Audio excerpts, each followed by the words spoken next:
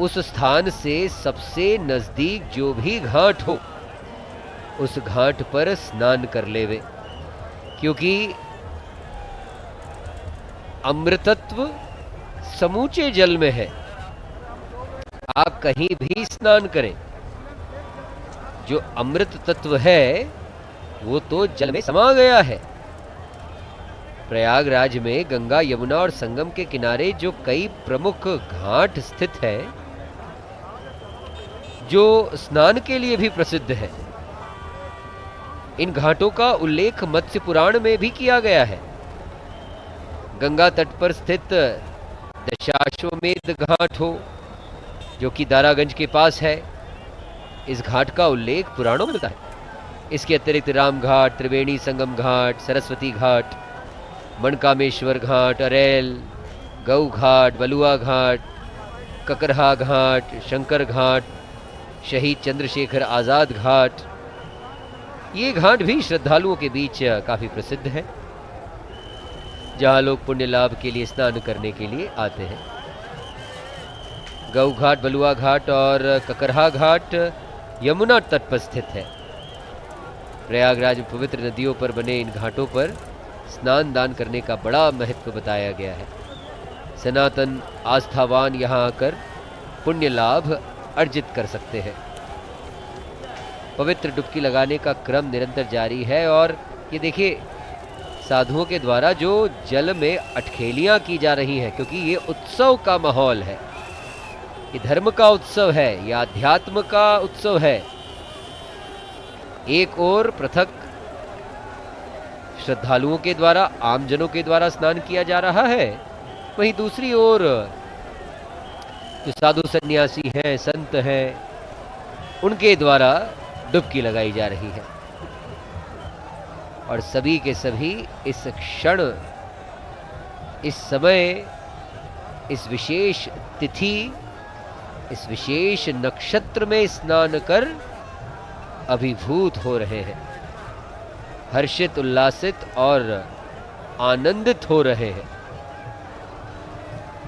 और क्यों न हो मयंक, आखिर हमारे पुराणों में माघ मास में संगम स्नान का विशेष महत्व जो बताया गया है, कहा गया है कि अश्वमेधादि कृत्वे को माघ कृतीर्थनायके माघ स्नानप्यनयोर मध्ये पावत्वेन लक्ष्यते।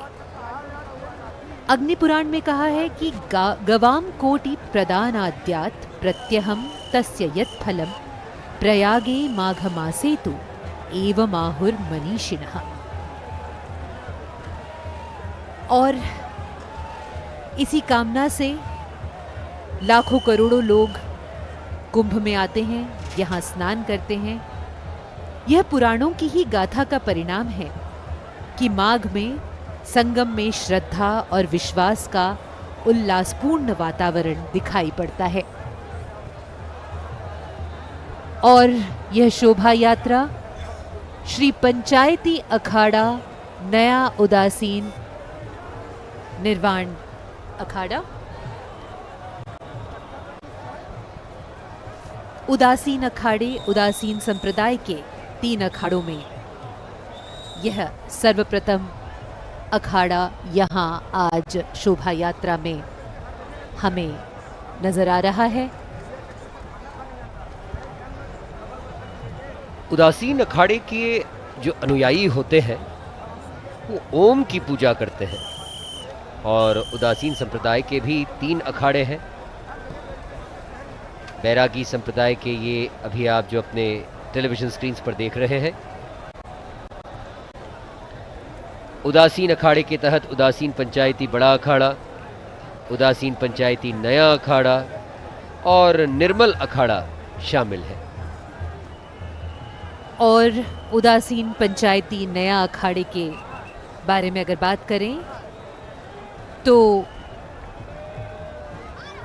ऐसा माना जाता है कि इस अखाड़े की स्थापना सन 1846 में हुई और इसका प्रमुख केंद्र हरिद्वार के कनखल में है। ओम की पूजा करते हैं उदासीन अखाड़े के अनुयायी।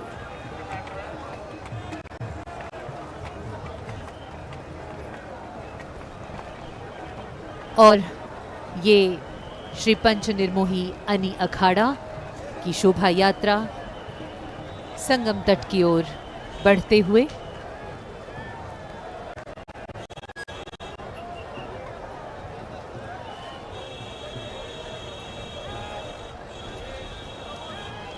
मयंक, आप अब से कुछ क्षण पूर्व प्रयागराज के उन प्रमुख स्थलों के विषय में बात कर रहे थे जो प्रयागराज में आने वाले श्रद्धालु जिन्हें देख सकते हैं,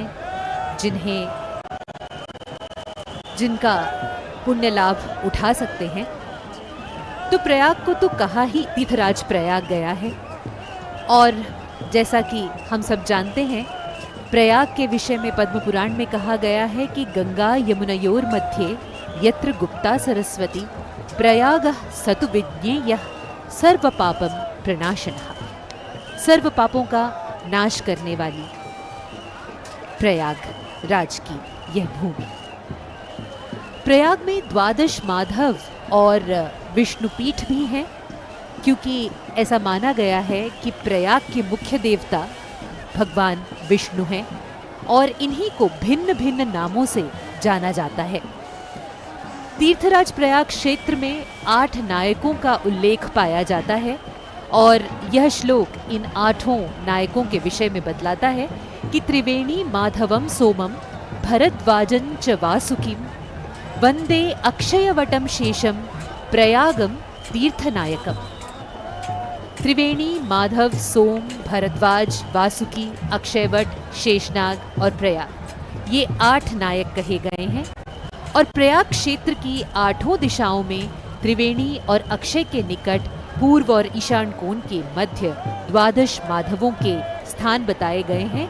कहीं कहीं 13 माधवों का भी उल्लेख आता है, लेकिन प्रमुखता अगर 12 माधवों की बात करें तो शंख माधव, चक्र माधव, गदा माधव, पद्म माधव, अनंत माधव, बिंदु माधव, मनोहर माधव, असि माधव, संकष्टहर माधव, वेणी माधव, आदि वेणी माधव, मूल माधव और 13वें माधव के रूप में वट माधव का भी उल्लेख हमें मिलता है।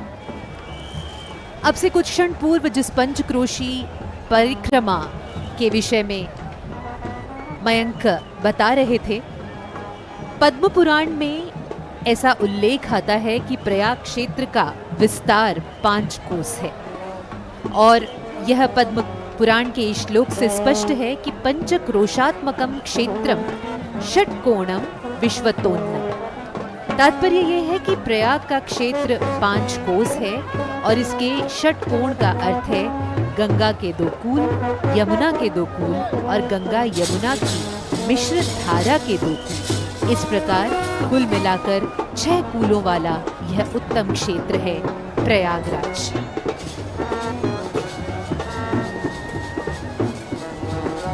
तीर्थों में राजा माना गया है प्रयागराज, लेकिन प्रयागराज के रक्षक कौन है?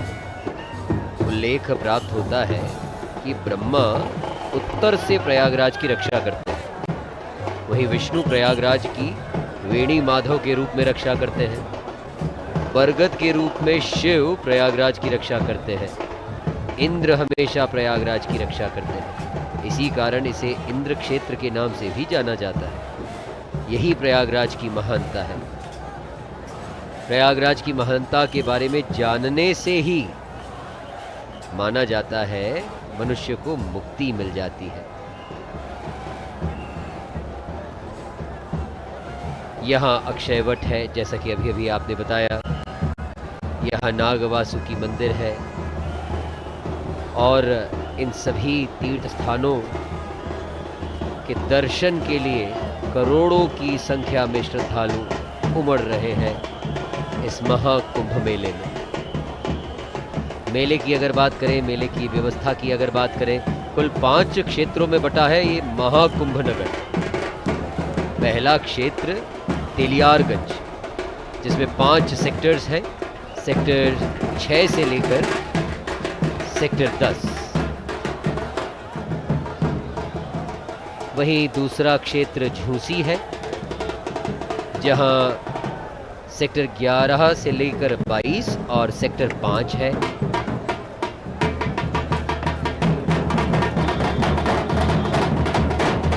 वैष्णव संप्रदाय के संतों का आगमन।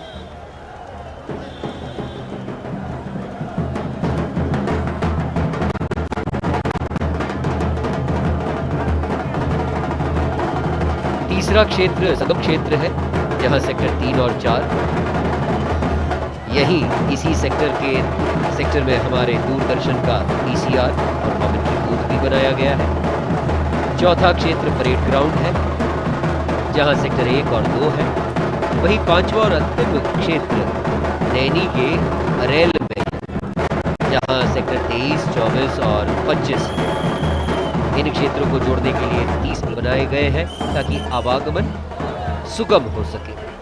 और ये एक बार पुनः अपने अपने अखाड़ों के प्रतीक चिन्ह, ध्वजाएं जिन्हें निशान कहा जाता है, हाथों में लेकर ससम्मान पवित्र डुबकी लगाने के लिए अग्रसर होते ये अखाड़े और अखाड़े के साधु सन्यासी और संतगण।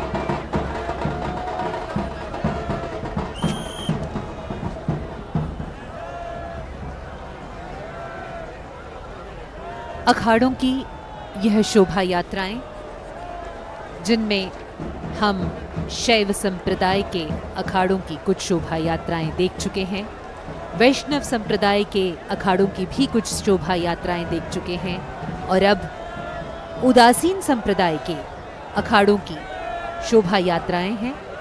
ये शोभा यात्राएं किसी एक विशेष क्रम में तो नहीं है, लेकिन प्रशासन द्वारा जिस तरह से सभी के अनुकूल हो, उस तरह से इन शोभा यात्राओं की क्रम को बनाया गया है।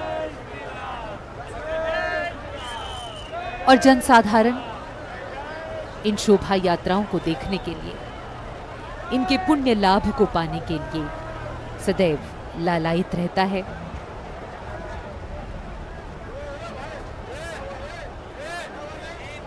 अद्भुत विहंगम दृश्य इस वक्त आप देख रहे हैं। अखाड़ों के महामंडलेश्वर अपने अपने रथों पर सवार और अपने शिष्यों के साथ राजसी ठाट के साथ आगे बढ़ते हुए। कितना उत्साह है। सुबह से ही सभी अखाड़ों की तैयारियां पूरी थी। आज बहुत बड़ी तादाद में श्रद्धालु प्रयागराज पहुंचे हैं संगम में डुबकी लगाने के लिए, और यही वजह रही कि आप आज संध्या काल में इन अखाड़ों को देख पा रहे हैं। और विश्वास करिए, हम इसको यहाँ नज़दीक से भी देख पा रहे हैं। ज़बरदस्त उत्साह में हैं सभी श्रद्धालु, भक्तगण, संत समाज, और कितनी तैयारियां करते हैं स्नान के लिए ये सभी अखाड़े। इस वक्त जो आप तस्वीरें देख रहे हैं वो उस शोभा यात्रा की है जो हर अखाड़े की पहचान होती है। अखाड़े अपने ध्वजों के साथ आगे बढ़ते हैं, साथ ही साथ में उनके साथ जुड़े जितने साधु संत होते हैं, उनके अनुयायी होते हैं जो देश भर के अलग अलग क्षेत्रों से आते हैं, वो यहाँ अपने अपने अखाड़ों की शोभा को बढ़ाते हैं। अद्भुत दृश्य है जो इस वक्त संगम पर देखा जा सकता है। संगम की तरफ बढ़ते ये अखाड़े हमारी गौरवशाली परंपरा को भी निरूपित करते हैं।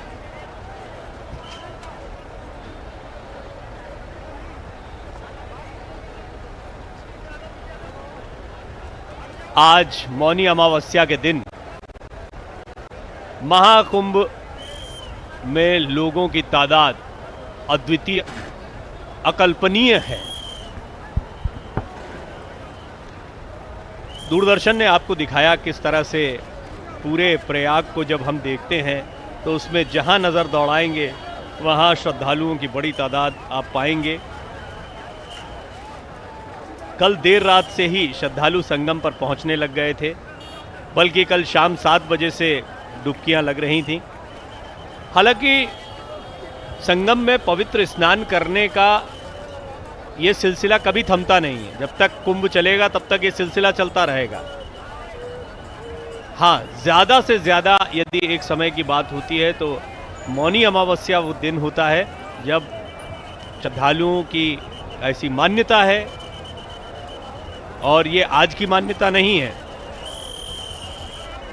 कुंभ के साथ ही ये परंपरा भी चली आती रही कि मौनी अमावस्या का दिन बहुत ही विशेष दिन के तौर पर कुंभ में देखा जाएगा।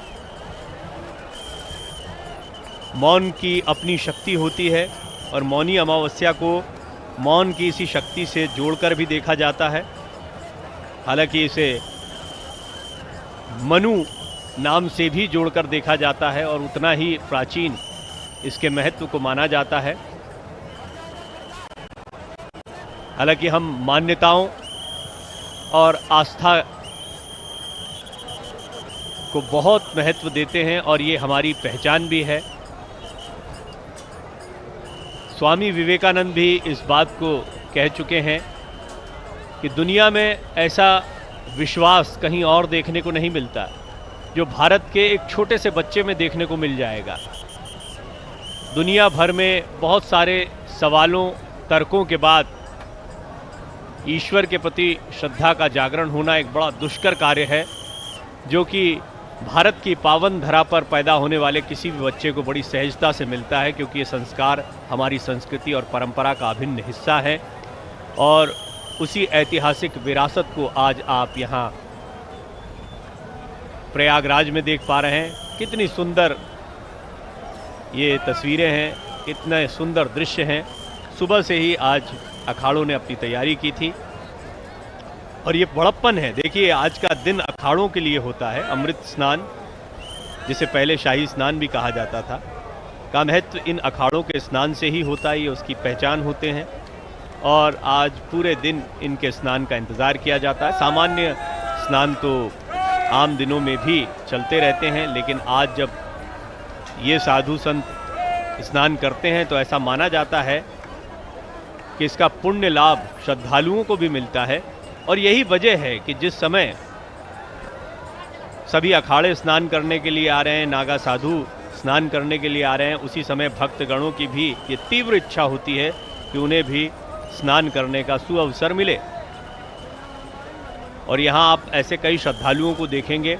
आप जब कुंभ मेला क्षेत्र में जाएंगे, जिसकी तस्वीरें दूरदर्शन के जरिए हमने आपको दिखाई, तो आप पाएंगे कि कुंभ में इन अखाड़ों के, महामंडलेश्वरों के बहुत बड़े क्षेत्र हैं और देश भर में इनके अनुयायी होते हैं।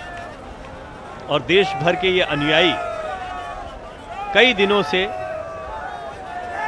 अपने अपने गुरुओं के साथ सत्संग कर रहे हैं, कल्पवास कर रहे हैं। और जब भी अमृत स्नान का दिन होता है, उस दिन वो बड़ी से बड़ी तादाद में महामंडलेश्वरों के साथ, अपने गुरुओं के साथ निकलकर इस शोभा यात्रा को और भव्य बनाते हैं। अरे वाह, धन्यवाद। आचार्य जी जो लगातार आपको कई ऐसे गूढ़ विषयों के बारे में बताते रहे जिसके लिए गहन अध्ययन की आवश्यकता होती है, वो एक बार फिर मेरे साथ मौजूद हैं। अखाड़ों के विषय में हमने कई बातें कही, हमने अखाड़ों के दिव्य दर्शन भी अभी किए हैं और ये सतत जारी हैं, क्योंकि अब मैं आपको बता दूं कि बस अब ये एक अंतिम दौर के कुछ स्नान होंगे, एक दो अखाड़े बाकी हैं और इनके स्नान के बाद में श्रद्धालुओं का ये स्नान चलता रहेगा। तस्वीरें लगातार दूरदर्शन के यूट्यूब चैनल पर और OTT प्लेटफॉर्म पर आप देख पा रहे हैं। लेकिन मुझे ये बताएं कि आज का दिन, यानी आप जब पूरे कुंभ के दौरान स्नान को देखते हैं, और मैं देखता हूं कि श्रद्धालुओं में वही आस्था रहती है जो किसी भी दिन रहे, लेकिन मौनी अमावस्या का जब दिन है तो हम देख रहे हैं कि ऐसा लगता है पूरा देश आज प्रयागराज ही पहुंचना चाह रहा है। इसकी प्रतिष्ठा इतनी कैसे हुई और इसको लेकर लोगों के मन में क्या मान्यताएं? हम लोग प्रातः से ही ब्राह्म मुहूर्त, या ये कहें कि ब्राह्म मुहूर्त से ही इस चर्चा में निमग्न हैं कि आज का यह दिन किस तरह से विशेष है। आपने बहुत सारी जो सूचनाएं हैं, बहुत ही गंभीर जो डिस्कशन है इस विषय में प्रारंभ से ही किया है। जब आपने आज के इस कार्यक्रम का, आज के इस सत्र का एक तरह से जब पूर्ववाक्य के रूप में आपने प्रस्तुत किया, तो एक तो तीन दृष्टियों से हमें ये इसके महत्व को देखना चाहिए। पहला यह है कि जो ब्रह्मांडीय आकाश की जो स्थिति है और पृथ्वी के साथ जो संबंध है उसका, पहला ये दृष्टिकोण, क्योंकि ये सब लोगों को ज्ञात है कि जब मकरस्थ सूर्य का जो सानिध्य जो है वृष राशि में स्थित गुरु के साथ होता है, और जब चंद्रमा और सूर्य का जब संयोग होता है, चंद्र और सूर्य का संयोग, ये हमने प्रारंभ में ही कहा, अगर हमारे सब जो स्क्रीन पर जो लोग देख रहे हैं तो उन्होंने ध्यान दिया होगा कि सूर्य जो है वो शरीर का कारक है। शरीर का मतलब ब्रह्मांडीय शरीर, सूर्य आत्मा जगतस्थुसश्च, ऋग्वेद का मंत्र है। सूर्य इस संसार की, जगत की आत्मा है, और जो मन की उत्पत्ति है, जो हमारे आध्यात्मिक फिलोसफिकल सूक्त हैं, उसमें पुरुष सूक्त का सर्वश्रेष्ठ जो है महत्व वहाँ है कि चंद्रमा मनसो जाता चक्षुः सूर्यो अजायत। तो चंद्रमा मन की उत्पत्ति जो है चंद्रमा से, और सूर्य जो है संसार का, ये जगत का आत्मा है जो है। तो अमावस्या के दिन आकाशीय पिंड के रूप में सूर्य चंद्रमा का एक साथ संयोग होता है। यह जो ग्लोब है 360 डिग्री का है। 360 डिग्री में जिस दिन चंद्रमा और सूर्य की स्थिति एक साथ हो जाती है उस दिन अमावस्या होती है। जब चंद्रमा सूर्य के सामने 180 डिग्री पर होता है तो पूर्णिमा होती है। लेकिन अपने यहाँ जो मास का जो प्रारंभ है, जो वो हम जब यज्ञ करते हैं तो पहले अमावस्या को करते हैं। हाँ, ये देखिए कि बालक चले आ रहे हैं, ये उत्साह है वस्तुतः। ये जो अग्नि जो है, अग्नि शस्त्रों के साथ देखिए उनका जोश देखते। हाँ, ये मंत्र है, उपासना है। ऋग्वेद जो है उपासना का वेद है। तो ये उपासना की जो उत्पत्ति है, ऋग की जो उत्पत्ति है वो अग्निदेव से होती है। तो ये साक्षात अग्नि है। ब्राह्मण है, तपस्वी है, साधक है, वो अग्नि है। इसीलिए आपने एक कठोपनिषद पढ़ा होगा। कठोपनिषद में नचिकेता जब यम के यहाँ जाते हैं तो यम के यहाँ बिना खाए पिए 3 दिन रहते हैं। तो यम इतना भयभीत हो जाते हैं कि पहले पहुँचते ही कहते हैं कि नमोस्तु मे अस्तु, हाँ, हे ब्राह्मण आपको प्रणाम है, मेरा कल्याण हो। क्योंकि जिसके यहाँ बिना खाया हुआ ब्राह्मण अनशनन बिना खाए हुए निवास करता, उसके सारे सब श्रेय प्रेय नष्ट हो जाते हैं। तो ये साक्षात ये जो ब्रह्मचारी हैं ऋषि हैं, ये साक्षात अग्नि है। अग्नि का वेग जो है वो उत्पत्ति ये चल रहा है। तो यही मैं कह रहा था कि ये पहला जो इसका है कि जो आकाशीय पिंड के रूप में जो सूर्य चंद्रमा और बृहस्पति का जो संयोग है, इस संयोग का वैशिष्ट्य मैंने मांडूक्य की श्रुति के आधार पर दिया था। कि आपने एक बात बहुत अच्छी कही थी, आप ही कह रहे थे कि जो हमारा जो वैरागी संप्रदाय है और जो उदासीन संप्रदाय है, उदासीन संप्रदाय में ओंकार की उपासना होती है।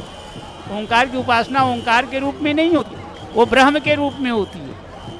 तो ब्रह्म जो है चतुष्पाद है, तो उसका जो तृतीय पाद है, तृतीय पाद में जो है उसकी जो अवस्था है वो सुसुप्ता अवस्था है।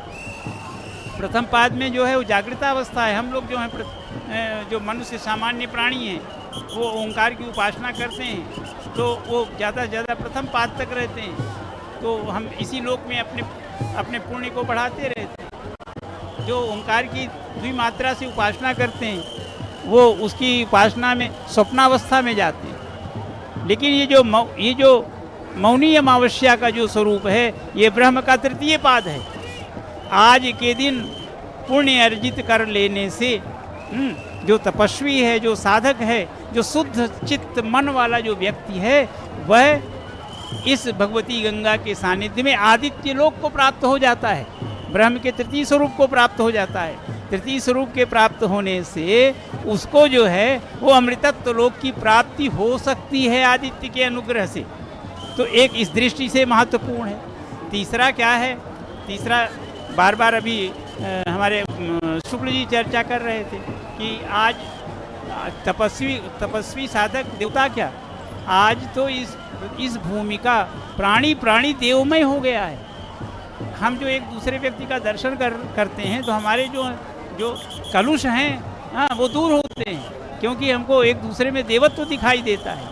इन तीन दृष्टियों के समागम के कारण, संगम के कारण, एक संगम क्या है वो इरा और पिंगला और सुषुम्ना का संगम है, जो भारती सरस्वती और इरा के रूप में है, या कहें कि गंगा जी यमुना जी और जो अदृश्य रूप माना जो सरस्वती है उसके रूप में है। तो इस रूप में जो प्रयाग का आज ये जो त्रिकोणात्मक संगम है तीन रूपों में, ये बनाता है कुंभ को भव्य।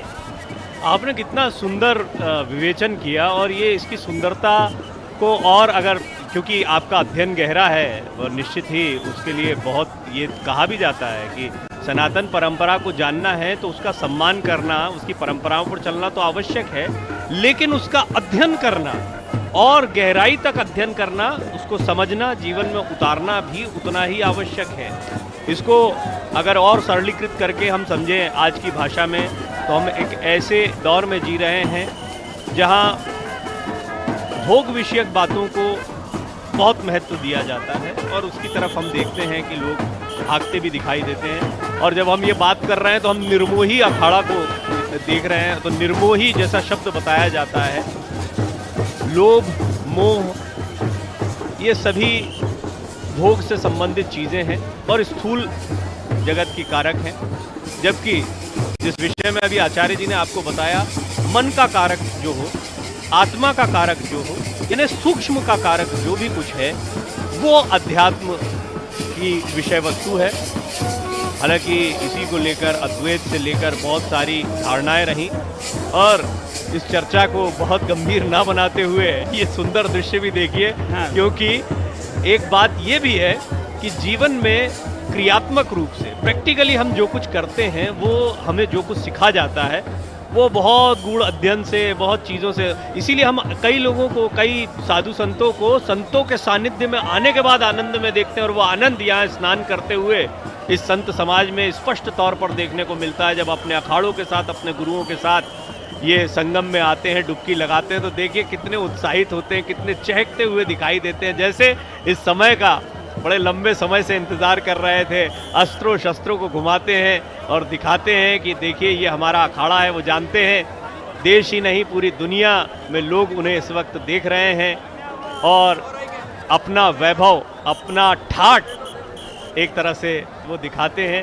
और बड़ा आनंददायी ये दृश्य होता है। हमेशा कुंभ की पहचान ही ये अद्वितीय तस्वीरें होती हैं, जो हमेशा हमेशा के लिए अमर हो जाती हैं। दूरदर्शन के माध्यम से ये तस्वीरें आप हमारे YouTube के प्लेटफॉर्म और OTT प्लेटफॉर्म दोनों पर देख पा रहे हैं, और सतत सुबह 4 बजे से ही ये तस्वीरें लगातार आपको पहुंचाई जा रही हैं, ताकि कोई पल चूक ना जाए, कोई लम्हा चूक ना जाए। और ये इसलिए भी ऐतिहासिक है क्योंकि ये समय दोबारा नहीं आएगा। 144 साल का ये दुर्लभ संयोग अब हमें बताता है कि कितने महत्व का ये समय है, कितने महत्व की ये तस्वीर है। बंधुवर, ये इस अखाड़े का वैशिष्ट्य बिल्कुल हमारे जितने यहाँ तक कहें कि 10 नामी जो अखाड़े हैं उनसे भी अलग है। ये इस संप्रदाय का जो अखाड़ा है, जो अखंड योगदान है, वो भारत को जिसने एक सूत्र में बांधने का पहली बार जो है वो प्रथम प्रयास किया इस रूप से। क्योंकि जाति पाति पूछे नहीं कोई,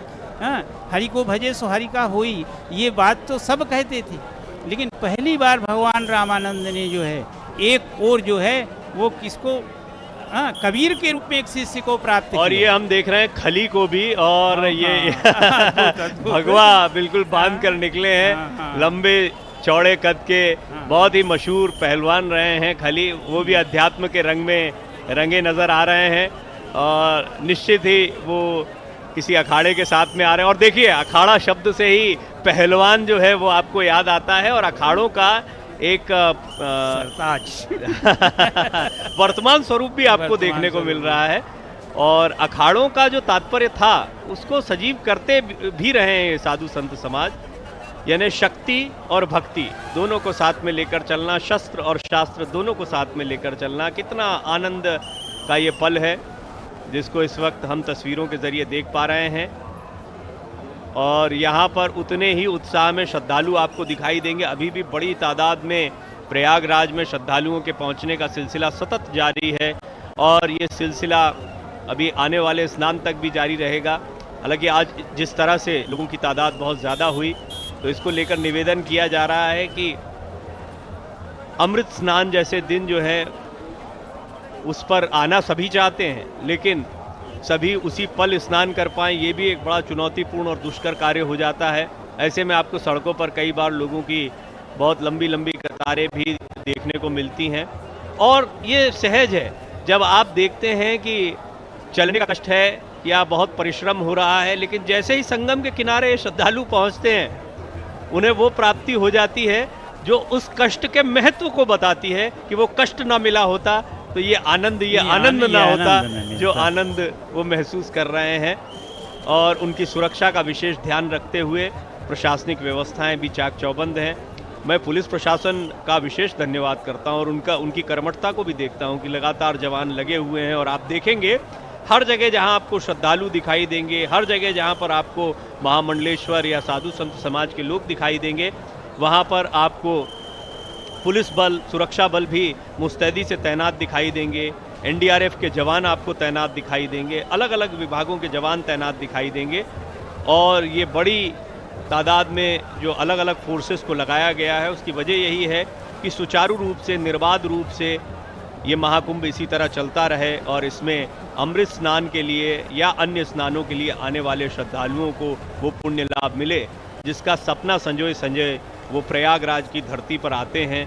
और मैं जब तस्वीरों को देखता हूँ तो आप इतनी भीड़ को जब देखते हैं तो आपको ये श्रद्धालुओं का एक जमघट दिखाई देता है, लेकिन यदि आप गौर से एक एक चेहरे को देखेंगे तो आप पाएंगे कोई बुजुर्गवार हैं, कोई 80 वर्ष के हैं, कोई 85 वर्ष के हैं और उसी उत्साह और आनंद के साथ जैसे कोई युवा हो और वो भक्ति के रस में डूबा हुआ हो आपको यहाँ पर दिखाई देंगे।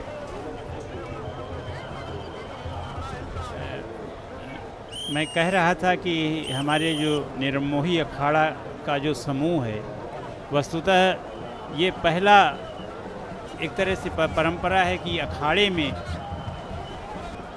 हम पहले कहे जो हमारे 10 नामी अखाड़े हैं उसमें क्या है कि वो आस्तिक अखाड़े हैं। हाँ, आस्तिक का अर्थ हम हमेशा लेते रहे हैं कि जो वेद को स्वीकार करने वाले हैं।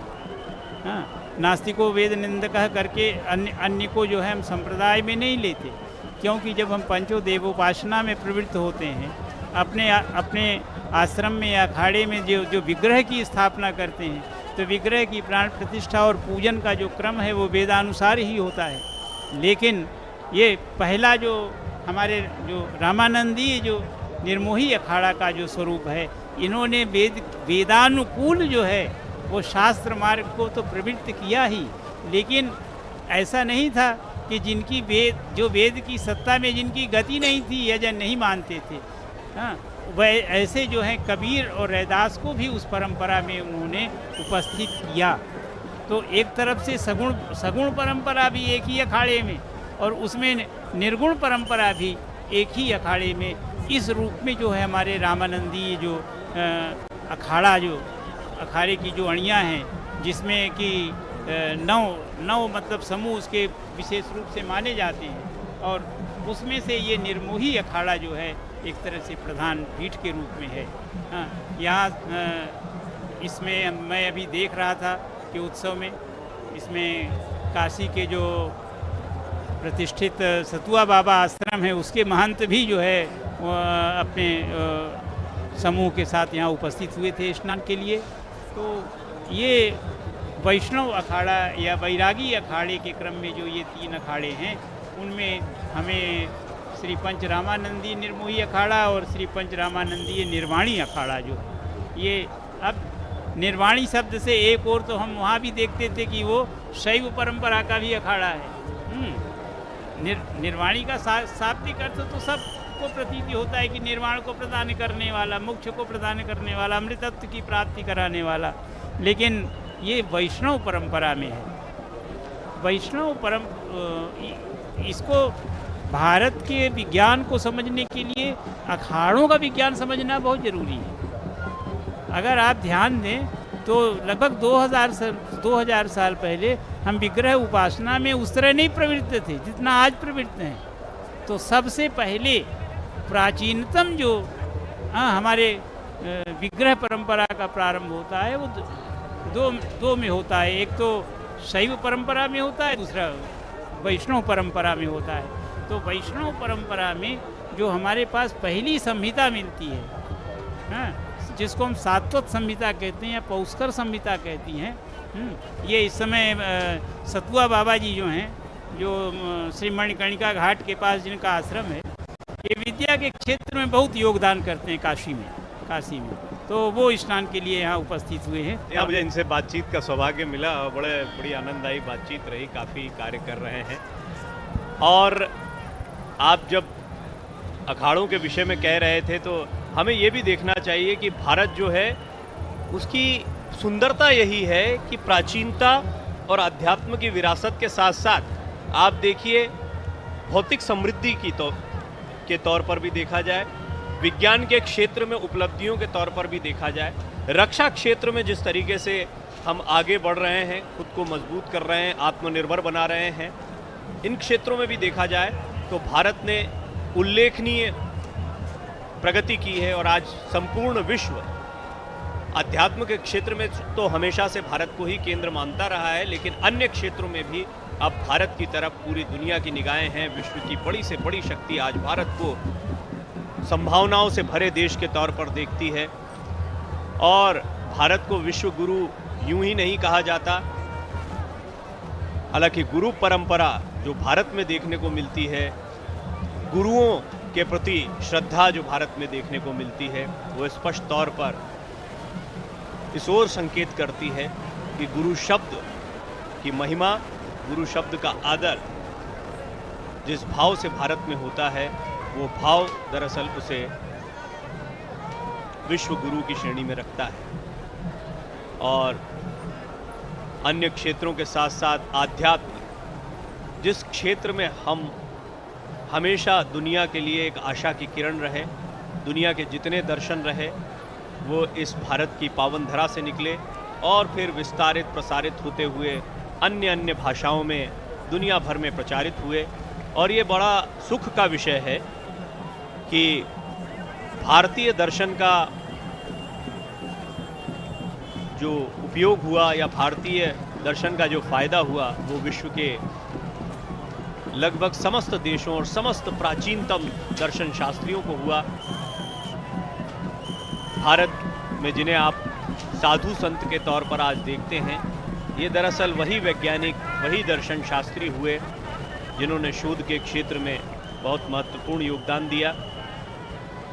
और आज आध्यात्मिक रूप से यानी भोग और योग की जब हम बात करते हैं तो स्थूल और सूक्ष्म के भेद को बताने वाले ये साधु संत समाज और गुरुओं की ये परंपरा बताती है कि भारत की विरासत कितनी मजबूत है, हमारी जड़ें कितनी मजबूत हैं। और उसके उत्सव का आनंद आज आप देख रहे हैं। दूरदर्शन की तमाम टीम्स लगातार आप तक ये तस्वीरें पहुंचा रही हैं। आप हमारे YouTube चैनल पर सतत इस लाइव कवरेज को देख पा रहे हैं। साथ ही साथ हमारे OTT प्लेटफॉर्म वेब्स पर भी आप इसका प्रसारण लगातार देख पा रहे हैं। आज मौनी अमावस्या का दिन इसी तरह आनंद से भरा हुआ होना था जैसा अब देखने को मिलता है। सुबह से ही लगातार अखाड़ों के आगमन की प्रतीक्षा में बड़ी तादाद में श्रद्धालु जुटे रहे और अंततः देखिए दिन से ही अखाड़ों का आना शुरू हो गया था। और अब जब हम शाम की तरफ बढ़ रहे हैं तो उससे पहले अखाड़ों का ये स्नान अद्भुत दृश्य प्रस्तुत करता है, महाकुंभ की उस महिमा को बताता है जिसकी वजह से महाकुंभ प्राचीन समय से ही विश्व प्रसिद्ध आयोजन रहा है और आज प्रयाग की धरती पर आप विश्व का सबसे बड़ा आयोजन देख रहे हैं, क्योंकि न भूतो न भविष्यति, इतनी बड़ी तादाद में न तो कभी लोग जुटे और न जुट पाएंगे। और अगर भारत में ऐसे ही बड़े आयोजन होते हैं, जुटते भी हैं उसमें, तो ऐसा संयोग नहीं बनेगा। इसीलिए न भूतो न भविष्यति बात कही जा सकती है। श्री पंचायती अखाड़ा नया उदासीन निर्वाण रमता पंच भारत। हम आपको जैसे अखाड़ों के विषय में बता रहे थे, तो श्री पंचायती अखाड़ा में भी आप देखेंगे कि फिर बहुत सारे नाम हैं, लेकिन जब हम 13 अखाड़ों को शैव वैष्णव उदासीन में अलग अलग वर्गीकृत करके देखते हैं तो ये स्पष्ट हो जाता है कि फिर इनकी अलग अलग शाखाएं अलग अलग क्षेत्रों में जो महामंडलेश्वर रहे, जो चिन्हित लोग रहे, उनके आधार पर ये नए नामकरण भी होते हैं। इसलिए आप कई अखाड़ों के नाम देखते हैं, लेकिन अखाड़ा परंपरा आज भी स्पष्ट है, जिसके बारे में आचार्य जी अभी कह रहे थे कि अगर भारतीय प्राचीन संस्कृति को जानना समझना है तो हमें इन अखाड़ों का अध्ययन करना पड़ेगा, इन अखाड़ों को जानना समझना पड़ेगा। और अभी तो अखाड़ों से जुड़े सभी लोग आनंद में बिल्कुल डूबे हुए हैं। देखिए आप किस मस्ती में हैं, किस आनंद में हैं, अपने गुरुओं के साथ स्नान करने का सौभाग्य पा रहे हैं और गुरु भी अपने शिष्यों के साथ स्नेहिल भाव से अमृत स्नान करते हुए। और इसीलिए माना जाता है कि संगम का ये पवित्र जल अमृतमयी हो जाता है जब इसमें साधु संत स्नान करते हैं। और यही वजह है कि इनके साथ या जिस समय ये स्नान कर रहे हैं वो उस समय पर श्रद्धालु भी स्नान करना चाहते हैं। साथ ही साथ मौनी अमावस्या के महत्व को भी आचार्य जी ने बहुत विस्तार से आपको बताया था। प्रयाग की इस भूमि को जानने वाले लोग ये बात जानते हैं कि प्रयाग में बहुत बड़े परिवर्तन आए।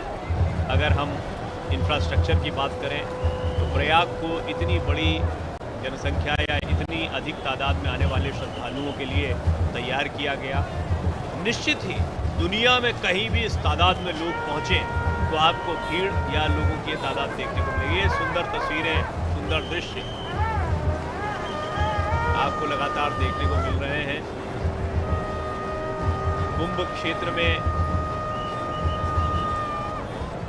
आप जब आते हैं तो आप यहाँ पर आनंद ही आनंद पाते हैं। जिस कष्ट की मैं बात कर रहा था कि कई लोग हैं बहुत चल कर आते हैं, बहुत बोझा भी कई बार सर पर रख कर लाते हैं, बच्चों के साथ लाते हैं, चुनौतियाँ होती हैं। लेकिन जैसे ही माँ गंगा के दर्शन होते हैं और जैसे ही संगम में या गंगा के किसी भी घाट पर, यमुना के किसी भी घाट पर डुबकी लगाने का अवसर मिलता है तो वो सारी थकान दूर हो जाती है। बाजे गाजे के साथ आगे बढ़ते अखाड़े और आप देख रहे हैं एकदम एक लंबा जत्था अब आपको दिखाई देगा पंचायती अखाड़ा नया उदासीन का। और इसमें पीछे लंबी कतार है अखाड़े से जुड़े हुए तमाम गुरु और उनके शिष्य धीरे धीरे आगे बढ़ते हुए। और इस समय आप देख रहे हैं कि व्यवस्था को कैसे बनाया गया है।